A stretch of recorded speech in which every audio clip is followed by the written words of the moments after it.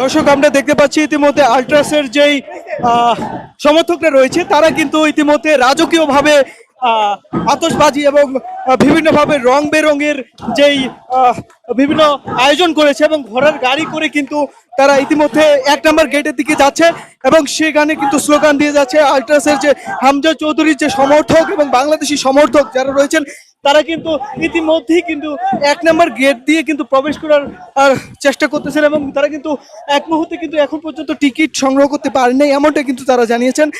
আমরা দেখতে পাচ্ছি এই মুহূর্তে তারা রাজকীয়ভাবে কিন্তু ঘোড়ার পিঠে চড়ে কিন্তু এই খেলা উপভোগ করতে যাবেন এবং ১ নম্বর গেটের দিকে যাচ্ছেন।